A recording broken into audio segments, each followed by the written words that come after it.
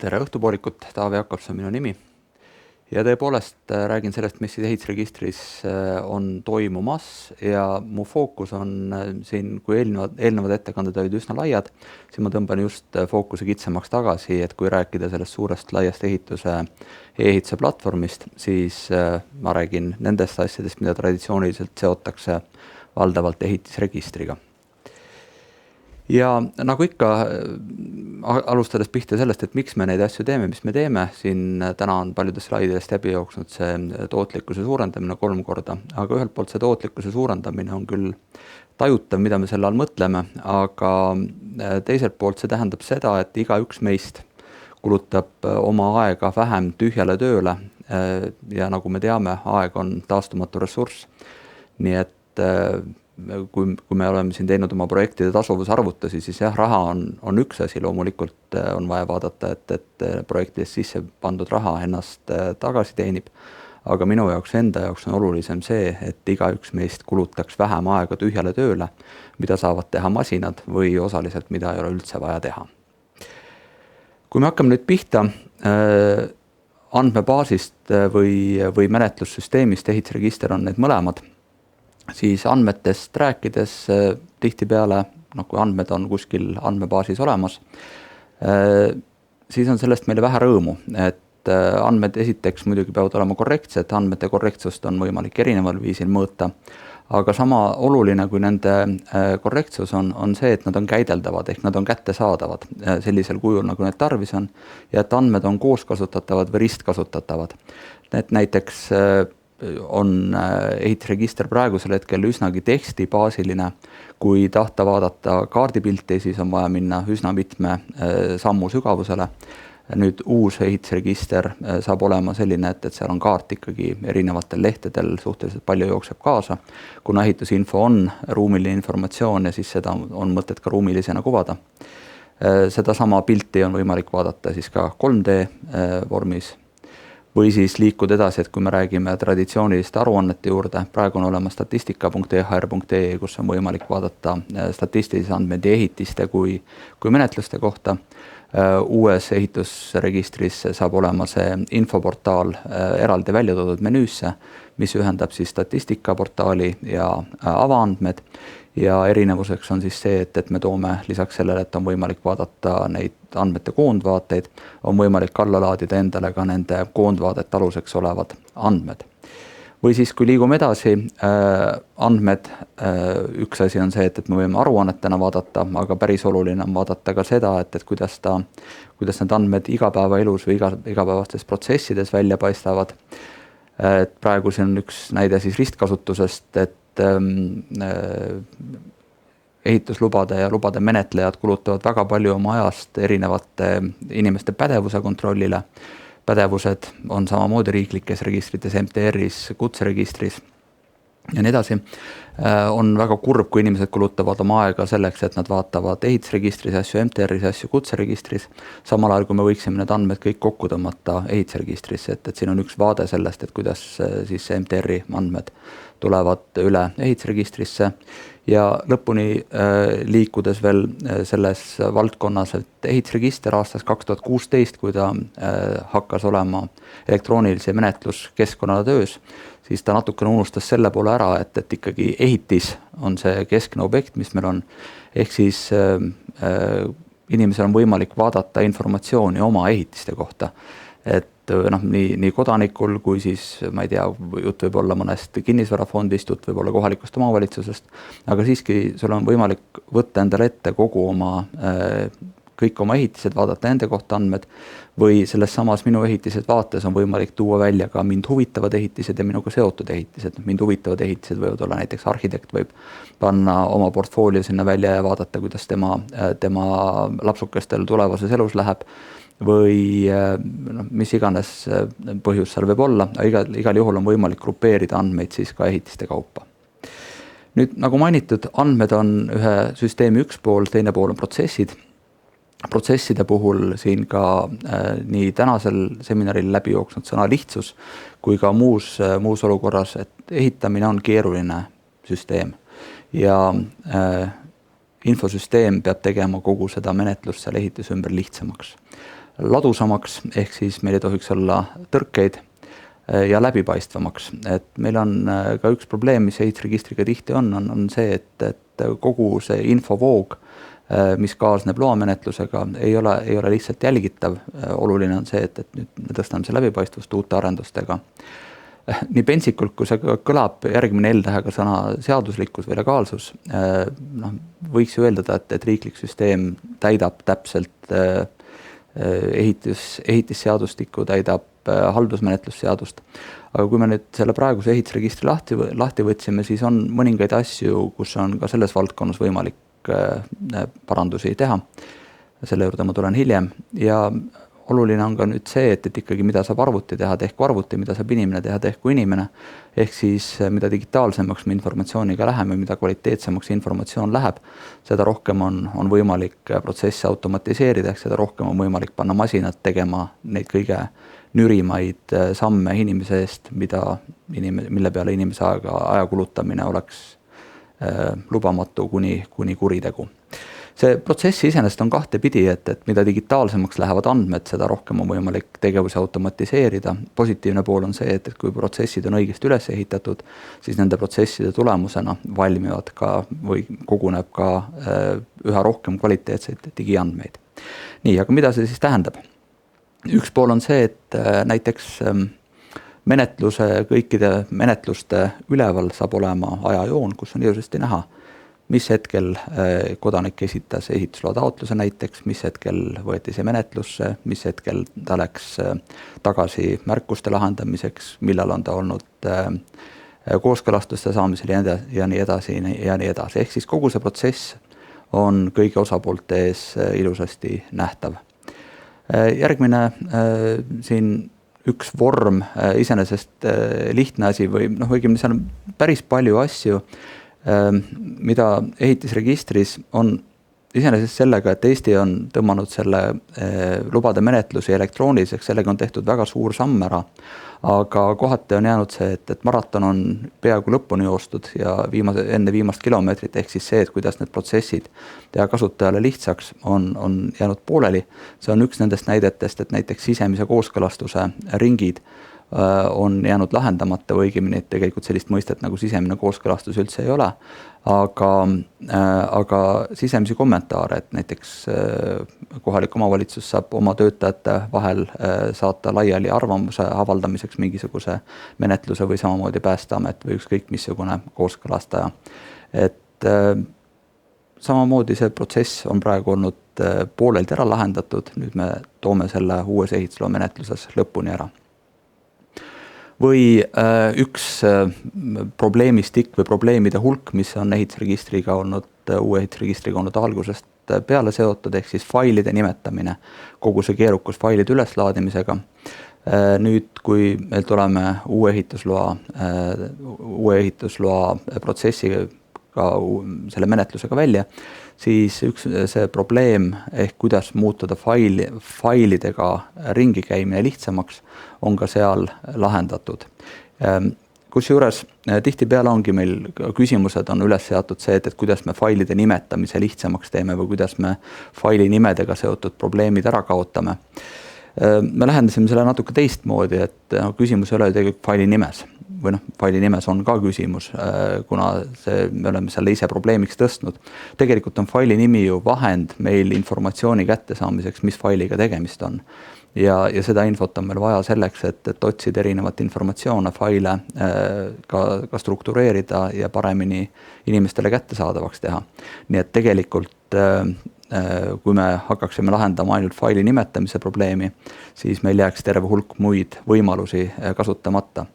Aga nagu nende failide nimetamise puhul alati on ka juttu olnud, et see on paljudes büroodes, paljude asutuste poolt juba kasutusele võetud nii erasektoris kui avalikus sektoris. Et kui me hakkaksime seda failide nimetamise struktuuri iseenesest muutma niimoodi, et teeme ta täiesti uueks, siis tekiks päris suur segadus. Et me küll loome olulised uued võimalused, muudame selle struktuuri oluliselt lihtsamaks nende jaoks, kellel seda keerukust tarvis ei ole, küll aga säilib tagantjärele siis kokkusobivus selle praeguse failide nimetamise süsteemiga, et need, kellel on kes on oma sisemises asjaajamises need failide struktuurid kasutusele võtnud, nemad ei pea muretsema, nad ei pea hakkama seda kogu tööd ümber tegema. Või järgmine asi on see, et kui me räägime protsessist, siin Sandra alguses rääkis sellest, et ikkagi loa kohustuslik ja teatise kohustuslik ehitis ja tegevus on ikkagi päris erinevad tegevused. Tihtipeale me käsitleme neid koos, uues ehitusloa taotluses me ikkagi lööme selle pildi täitsa laiali ja siis vastavalt sellele ka käsitleme neid erinevaid ehitisi, erinevaid tegevusi. Kusjuures üks oluline samm, et see ehitusteatis iseenesest on väga mõnus instrument just selliste väiksemamahuliste tööde tegemiseks. Mis on olnud tihtipeale probleem on see, et ega kohalikul omavalitsusel ei ole olnud head instrumenti selleks, et öelda sellele teatise esitajale, et sa võid kohe esitama hakata, et me ei hakka seda teatist üldse menetlema, et seda 10 päeva, mis on antud, ei pea täis ootama. Tihtipeale see 10 päeva on ikkagi väga pikk aeg, eriti arvestades seda, et tänapäeval võiks mõned majad kerkida 1 päevaga, isegi kortermaju võib 10 päevaga ehitada. Et selles suhtes, kui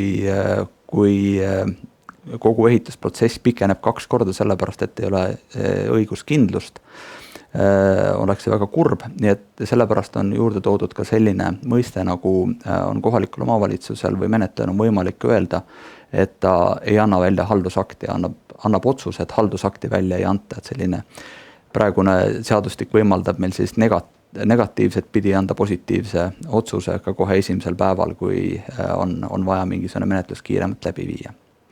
Või siis veel mõned muudatused, näiteks praegu tekitab segadust see, et praeguses EHR-is on arvamuse avaldajal võimalik vajutada nupule, et kas kooskõlastan või ei kooskõlasta. Arvamuse avaldaja ülesanne ei ole anda kooskõlastusi, et selle tõttu me oleme pannud arvamuse avaldajatele liigse kohustuse kooskõlastust anda. Ikkagi arvamuse avaldaja saab anda küll märkusi, aga tema ülesanne ei ole otsustada, et kas see ehitus on kooskõlastatav või mitte. Tema arvamusavaldus on öelda seda, et tema ülesanne on öelda seda, kuidas see planeeritav ehitis tema süsteemidesse sobib ja avaldada selle kohta arvamust. Või siis veel üks asi, et päris paljudel vormidel nüüd näiteks on selline meetod kasutusel kohalike omavalitsuste poolt nagu läbivaatamata tagastamine. Läbivaatamata tagastamist tänapäeval kasutatakse tihti selleks, et see justkui nagu käib menetlus enne menetlust, et see läbivaatamata tagastamine ei ole kõige õnnestunum termin haldusmenetluse seaduses. Tihtipeale ikkagi see tähendab seda, et menetleja ju avab selle loa ja vaatab, et kas see on olemuslikult võimalik või võimatu. Aga ja praeguses EHR-is sellel hetkel veel menetlust ei käivita. Tegelikult haldusmenetlusseadustik ütleb, et menetlus algab sel hetkel, kui kodanik esitab taotluse või esitab taotluse, näiteks ehitusloa taotluse, et siis meil läheb menetlus kohe käima ja läbivaatamata tagastamine on üks menetluse lõpetamise võimalusi. Et näiteks sellised muudatused meil toimuvad, aga oluline on ka see, et negatiivsete otsuste puhul, positiivsete otsust üldiselt ei ole vaja põhjendada, aga negatiivsete otsuste puhul on selline põhjendamise koht ja jälle, et teha menetlejale elu lihtsamaks, on see esimene põhjendus välja toodav rippmenüüst valikutega, sest kuna seaduses on negatiivsete otsuste, miks ehitusluba välja ei anta, miks tagastatakse läbi vaatamata, on ikkagi seaduses konkreetsid juhud välja toodud ja miks peaks siis menetleja neid ise kirjutama. Ta saab valida rippmenüüst ja siis vajadusel kirjutama juurde siis konkreetsed klauslid, miks see konkreetne objekt sellele negatiivsele kategooriale vastab. Nii, mida me siis selle uue ehitisregistriga teeme? Et esiteks, kui me võtame nüüd visuaali, siis lihtsus, jälle seesama lihtsus ja visuaalsus, nagu see kaardi juures sai mainitud, ja kasutajakeskus, et iga kasutajagrupp ikkagi saab kasutada just, näeb sellist EHR-i, nagu temal oma tegevuste tegemiseks vaja on, et seda müra võimalikult vähendada visuaalselt kui protseduuriliselt. Järgmine asi on see, et me kõik kasutame igapäevaselt arvuteid, me kasutame Google Maps'i, meil on teatud harjumused, kuidas üks kaart võiks käituda. Et loomulikult me toome üle ka sellised üldlevinud kasutajaliidese mõisted, on EHR-i kaardikomponendis olemas. Niisamuti tänapäeval on valdavalt ikkagi infosüsteemid, kui me mõtleme Gmaili või Facebooki või läinud selle peale, et informatsioon on nii-öelda scrollitav või nii-öelda pikad ekraanid. Kõik oleme harjunud hiire keskmist nuppu kiiresti keerutama, sest see on tõdetud üldiselt selliseks mugavaks viisiks. Nii et ka selles uues visuaalis saab olema väga palju just selline rullitavad ekraanivaated. Üleminek toimub teenushaaval, et see ei tähenda nüüd seda, et me paneme 8 kuuks ehitusregistri kinni ja siis jaanuari lõpus ütleme, et okei, et nüüd on aeg pabermenetluselt uuesti üle tulla elektroonilisele. Nii seda ei juhtu, et me liigume sammhaaval ikkagi, et kõigepealt näiteks menetluskeskkonnast tuleb andmete esitamise teatis, on see uus teenus, mis läheb välja uutmoodi. Ehitusloa taotlus ja menetlus tuleb üle detsembris, et need sammhaaval tulevad järjest teenused, kolivad vanast ehitusregistrist uude ja see arendus on kasvam või inkrementaalne, et vabandust, et ma pole leidnud head eestikeelset sõna, aga asja mõte on see, et kui praegu näiteks andmete esitamise teatis on selline üldine teenus, aga uue aasta alguses millalgi toome me välja andmete esitamise teatise modifikatsiooni, mis teeb eriti mugavaks näiteks korteri andmete muutmise, ühesõnaga ühe ehitise, ühe osa andmete muutmine. Praegu on see natukene selline üle kogu teatise laiali, aga me ühesõnaga iga teenust, mida me välja toome, arendame järjest paremaks, järjest täpsemaks või kui võtta selle PIM-mudeli kontrollide kontekstis, siis alguses me tuleme välja ühe kontrollide komplektiga, aga seda kontrollide komplekti arendame järjest edasi. Ja kui nüüd see uue EHR-i juures veel püsida, siis, või mida see tähendab, on see, et kõige suuremad muudatused on need muudatused, mida kasutajad tegelikult ei näe. Ehk siis me kolime ehitisregistri sellest vanast Java monoliitrakendusest, mis ta praegu on, kolime täielikult üle uude arhitektuuri, kuni sinnamaale välja, et isegi nii vana süsteemi all kui uue süsteemi all on erinevad andmebaasid, nad jooksevad erinevates serverites, üks jookseb ühe erateenuse pakkuja juures, uus ehitusregister jookseb riigipilves, nii et nad on täiesti 2 erinevat süsteemi. Aga et kasutajale segadust võimalikult väikseks muuta, siis kasutaja jaoks me püüame selle erinevuse muuta võimalikult nähtamatuks. Et kui me võtame selle menüü, siis menüü on see, mis teab, et kui kasutaja vajutab andmete esitamise teatis, siis ta käivitab uues süsteemis uue andmete esitamise teatise protsessi, aga kui ta klikkab ehitusloa taotlus, siis kuni ehitusloa taotlus ei ole veel üle kolinud uude süsteemi, käivitub vanas EHR-is see vana traditsiooniline, millega te olete harjunud ehitusloa taotlemise protseduur. Neid menetlusi või neid uuendusi, mis me teeme, on päris palju siin, ma sammhaaval ei hakanud läbi käima siin, see menüü on need muudatused, mis jõuavad teie ette 1 kuu kuni 1 aasta jooksul.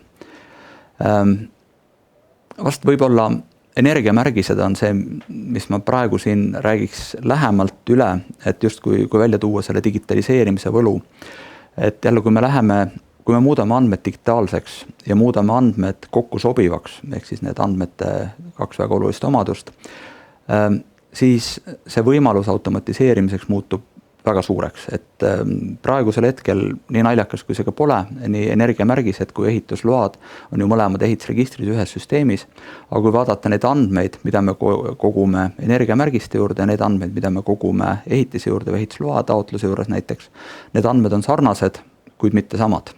Mis tähendab seda, et need andmed ei ole võrreldavad, need andmed ei ole, nendega seotud protsessid ei ole automatiseeritavad ja inimesed peavad neid andmeid mõlemal pool sisse toksima. Nüüd me muudame need andmed järgmise aasta alguses 1, et muutuvad natukene energiamärgise andmed, muutuvad natukene ehitusloa taotlemisel või ehitisregistris salvestatavad andmed ja ühelt poolt see annab just sellise sisestamise töökoormuse vähenemise, aga teiselt poolt annab see selle, et pikemas jooksus, mida nüüd siin selles tabelis kirjas ole, on meil plaanis hakata ehitusregistrisse tooma lisaks nendele staatiliste andmetele, mis tulevad loamenetlustest, mis tulevad energiamärgistega näiteks, hakata juurde tooma ka dünaamilisi andmeid. Ehk siis päris palju tänapäeval keskkütjad, Elektrilevi koguvad ju andmeid kaugloetavatest süsteemidest. Ja kui me nüüd need andmed toome, küll anonüümiseeritult ja siin on igasugused privaatsuse küsimused, mida me mõistagi peame jälgima, et selles suhtes pole vaja karta, et siin keegi saaks hakata jälgima asju, mida jälgida tal vaja pole. Küll aga muudame me läbipaistvaks selle süsteemi, et meil on võimalik peaaegu reaalajas või mis iganes me selle reaalaja ühikuks defineerime, on võimalik vaadata kõigi Eesti ehitiste või väga suure osa Eesti ehitiste, mõistagi näiteks ahikütte informatsiooni meil automaatselt sisse ei jookse, kuna see on täiesti manuaalne protsess. Aga nende hoonete puhul, kus on valdav osa küttest tuleb elektrist või siis kaugküttest, nende ehitiste energiakulu. Ja selle pealt siis hakata tegema analüüse, vaatama, kuidas see muutub ja hinnata seda, et kui hästi töötavad ühed või teised meetmed, mis on siis ette nähtud Eesti süsihappegaasi jalajälje või siis energiakulu vähendamiseks. Nii et väiksed sammud alguses me digitaliseerime andmed, toome andmesüsteemid kokku, aga lõppkokkuvõttes see efekt, mis sellest tuleb, on väga suur siis, kui need tulemused on juurutatud. Uus menetluskeskkond, sellest on olnud nüüd päris pikalt juttu, et 2018 lõpus, 2019 algus vist oli see, kui PricewaterhouseCoopersi analüüs meil valmis, kuidas me võiksime seda menetluskeskkonda uuendada ja nende analüüsi tulemusena muuhulgas nad ju arvutasid välja, et igal aastal menetluskeskkonna muutmisega, kui me teeme vastavad sammud, me tegelikult läheme isegi natuke kaugemale, hoiame me igal aastal kokku 92 000 tundi pädevat asutuste, see on siis kohalikud omavalitsused, kooskõlastajad ja nii edasi, inimeste aega, 92 000 tundi. Ja see on siis ainult see sääst avaliku sektori poole pealt. Kuna sellega meil projekti tasuvusaeg tuli juba nii hea, et me ei hakanud isegi neil paluma arvutada säästu erapoole peal, kuna see oleks lihtsalt olnud siis mõttetu ajakulu, aga küll nad hindasid, et erasektoris on sääst vähemalt sama suur. Nii et nüüd on mul hea meel, et me oleme ehitanud valmis siis selle vundamendi ja raamistiku, et uus IT-arhitektuur on paigas, nüüd saame lõpuks hakata neid uusi teenuseid teie ette tooma, et sellest raamistikust ja vundamendist hakkab teil lõpuks kasu olema. Nii et esimene teenus, mis teie ette tuleb, on siis oktoobri lõpp, novembri algus, on siis uue süsteemi laivi tulek. Järgmine on ehitusloa ja taotluse menetlus, mis on detsembris. Ehk siis need on need samad süsteemid, mis me tõstame vanast uude. Jaanuaris on tulemas kasutusluba kasutusteatis, aprillis projekteerimistingimused, mis me ainult ei tõsta vanast süsteemist uude, vaid need, kes on projekteerimistingimustega kokku puutunud, teavad, et me küll nimetame seda digitaalseks menetluseks, tegelikult on ta ikkagi otsene pabermenetluse ületoomine digikeskkond, ehk siis PDF-id, et me muudame ka selle digitaalsemaks, aga eks sellest jõuab ka järgmine aasta juba lähemalt rääkida. Ja nii edasi, et ühesõnaga menetluskeskkonna toomine sammhaaval vanast uude. Andmete esitamise teatis on selles suhtes esimene lihtne näide, kuna ta on tõesti selline väga lihtsa menetlusega tööriist, väga lihtne dokument, kodanik ütleb, et mu hoone andmed on valed, saadab kohalikul omavalitsusele selle teate, kohalik omavalitsus vaatab üle, kas piisav tõendus on kaasas selleks, et võib need andmed EHR-i parandada. Kui on kõik õiget, vajutab nuppu, andmed lähevad EHR-i, kõik on õnnelikud, andmed lähevad õigemaks. Ja seal on mõned menetlusvõimalused, näiteks kui kohalikul omavalitsusel on lisaküsimusi, et palun tõendage ikkagi, et teie hoone on tõepoolest mitte 7000 meetrit kõrge, nii nagu on ühe Tallinna lasteaiakooli, vaid 7 meetrit, lihtsalt millimeetrit tasemel oli, või meetrit tasemel oli millimeetrites kõrgus salvestatud, tahab projekti näiteks juurde, siis on tal võimalik saata see küsimus või sellised väga lihtsad menetluse sammud on võimalik teha, aga põhimõtteliselt on tegemist väga lihtsa dokumendiga. Ja see ongi nüüd see võimalus, millega on võimalik kõigil EHR-i kasutajatel harjutada ennast uue menetluskeskkonnaga, sest need samad kasutuspõhimõtted, nagu on andmete esitamise teatisel, on ka teistel menetlustel. Ja näiteks algatamine on see, et algatada saab seda menetlust menüüst, võib algatada kaardi pealt, klikates siis muudan ehitise andmeid, või siis sellest samast minu ehitised funktsionaalsusest, kui see nüüd kasutajate ette tuleb uue aasta alguses umbes. Et ühesõnaga algatada saab seda menetlust just sealt kohast, kus tundub kasutajale kõige mugavam ja kõige intuitiivsem. Ja võib-olla üks asi veel, et meil lihtsalt selgituseks, et meil on 2 sellist kaardirakendust, et on 2D kaart ja 3D kaart, et miks me 2 erinevat kaarti hoiame. Nagu mainitud, ehitise informatsioon on visuaalne, et selle tõttu me oleme uutesse vormidesse toonud hästi palju seda 2D kaarti sisse. Miks mitte 3D kaarti on just see, et 3D informatsioon nõuab teda on rohkem, teda on terve 3. dimensioon on juures, mis esitab täiendavaid väljakutseid nii arvutile, kui esitab täiendavaid väljakutseid siis võrgule, mille otsas see arvuti on. Nii et selle tõttu on see 2D kaart selline lihtne õhuke variant, aga seal juures üleval paremal nurgas mu slaidil näete on ka nupp, et kui vajutada 3D kaksik, siis on võimalik see 3D kaksik, mida Jaan teile näitas enne, käima tõmmata ja sealt on siis vastavalt võimalik näha detailsemat informatsiooni ja minna juba rohkem sügavuti selle informatsiooni vaatlemisega. Mina tänaseks lõpetan, kui teil on küsimusi, siis palun võtke minuga ühendust kas e-maili teel või helistage meie kliendi toele või kirjutage neile ehr@mkm.ee. Aitäh!